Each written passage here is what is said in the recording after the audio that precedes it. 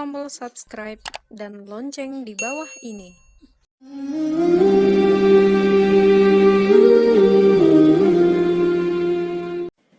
Assalamualaikum warahmatullahi wabarakatuh. Alhamdulillah, binikmatillah, wassalatu wassalamu ala rasulillah, amma ba'd.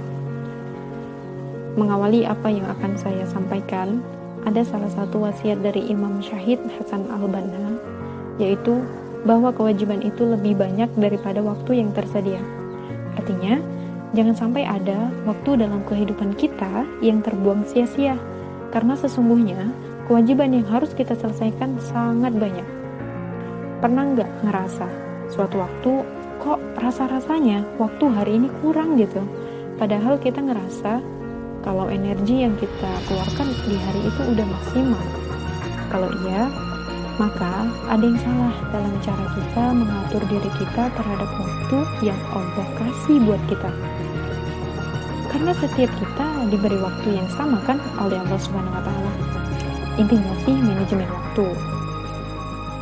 Dalam Al-Quran, Allah menempatkan waktu pada tempat yang begitu tinggi, yaitu salah satunya dalam Quran Surah Al-Jatsiyah ayat 24, yang artinya, dan mereka berkata, kehidupan ini tidak lain ketika kita berada di dunia.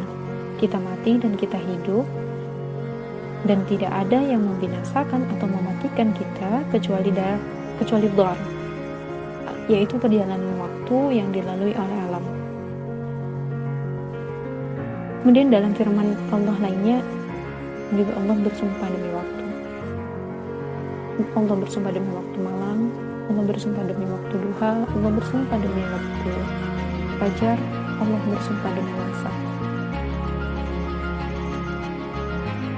Dari firman-firman Allah yang menempatkan bahwa waktu ini memiliki tempat yang lebih tinggi kedudukannya, maka kita dapat mengambil sebuah pelajaran bahwa kehidupan yang hanya sementara ini harus kita jadikan ladang amal bagi kita sebagai persiapan untuk akhirat kelak. Dan semua itu tentu tergantung dari tindakan-tindakan kecil yang kita lakukan setiap harinya. Begitu banyak orang yang hari ini melakukan hal-hal kecil yang bukan prioritas penting terlebih dahulu, kemudian terjebak dalam rutinitas yang sebenarnya membuat dia tidak beranjak dari posisinya saat ini. Tidak ada perubahan yang signifikan dalam hidupnya sejak beberapa tahun belakang, dan akhirnya dengan persaingan hidup, ia pelan-pelan terjelas oleh waktu itu sendiri. Jadi wasiat dari Imam Syahid Hasan al-Banna yang telah saya sampaikan tadi menuntut kita untuk memiliki manajemen waktu yang baik. Terlebih bagi kita yang mungkin memiliki tanggung jawab yang tidak hanya satu, menjadi mahasiswa, menjadi seorang anak, menjadi seorang kakak atau abang. Mungkin ada yang berprofesi sebagai seorang guru dan profesi lainnya. Ada pula yang menjadi seorang aktivis, terlebih lagi aktivis dakwah dengan amanah yang Allah berikan kepadanya, dan juga tanggung jawab lain apapun itu yang dibebankan kepadanya. Setiap tanggung jawab yang ada pada kita apabila kita tidak mampu memanajemen dan mengaturnya dengan baik, maka bisa jadi kita akan tergolong orang-orang yang tidak amanah. Kenapa demikian? Karena ketika kita tidak memiliki manajemen waktu yang baik, bisa jadi kita akan berpotensi meninggalkan tanggung jawab yang mestinya kita lakukan. Oleh karena itu, sadarilah apa saja yang menjadi tanggung jawab kita, kemudian buatlah list apa yang harus kita selesaikan, supaya kita tidak kehilangan waktu untuk kita menyelesaikan apa yang menjadi tugas dan tanggung jawab kita di hari itu. Nah, oleh karena itu, kita perlu tahu tentang tipe manusia dalam mengatur waktunya, yaitu ada 4 tipe manusia dalam mengatur waktu, dan ini saya kutip dari bukunya 7R Covey yang berjudul The 7 Habits of Highly Effective People. Sehingga nantinya dengan mengetahui 4 tipe ini, harapannya kita akan memperbaiki cara kita dalam mengatur diri kita terhadap waktu yang udah Allah kasih kepada kita. Tipe yang pertama, Orang yang melakukan hal penting dan mendesak.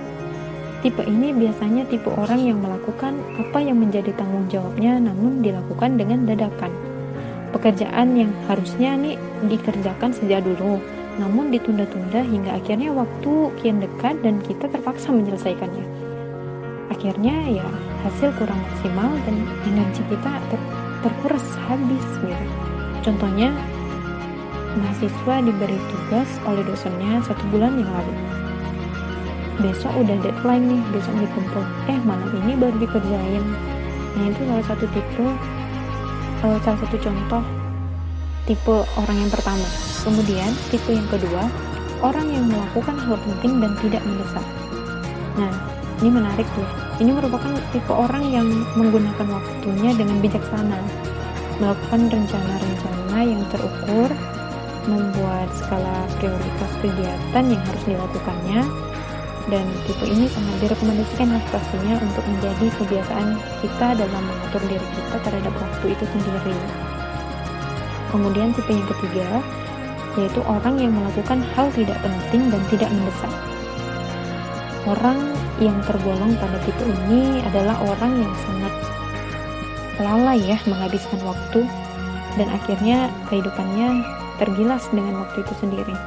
Biasanya lingkungan yang negatif dan lemah dalam menghargai waktu membawa orang tipe ini mengalami hal tersebut ya.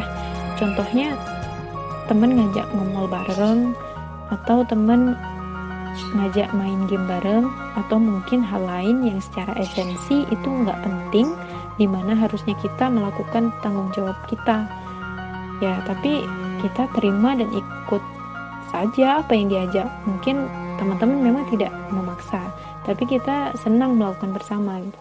Maka di sini lingkungan kita menjadi kunci penting untuk membantu kita dalam mengatur waktu dengan baik.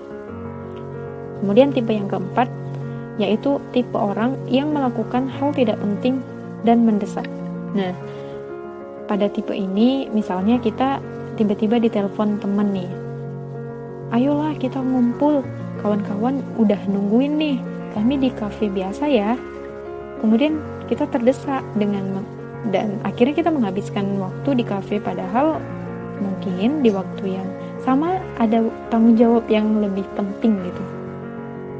Nah, itulah beberapa tipe manusia dalam mengatur waktunya. Untuk tipe ke-1, 3, dan 4 mulailah kita kurangi atau bahkan hilangkan ya. Memang kita tidak bisa pungkiri kadang-kadang kondisi membuat kita terdistraksi pada hal-hal yang menurut kita lebih menarik, padahal itu nggak penting gitu. Tapi dari sini mestinya kita belajar untuk mengurangi aktivitas-aktivitas yang kurang bermanfaat, dan mulailah membuat list kegiatan setiap hari, mulai dari prioritas tertinggi sampai berikutnya, hingga akhirnya kita nggak punya waktu nih untuk melakukan hal yang nggak bermanfaat, karena begitu rapinya kita dalam mengatur jadwal kita setiap harinya, mulai dari bangun tidur sampai tidur lagi. Nah, demikianlah 4 tipe manusia dalam mengatur waktunya. Semoga kita mampu menghargai waktu yang Allah kasih buat kita dengan melakukan amalan kebaikan setiap harinya sebagai bekal kita untuk akhirat kelak. Demikian, wassalamualaikum warahmatullahi wabarakatuh.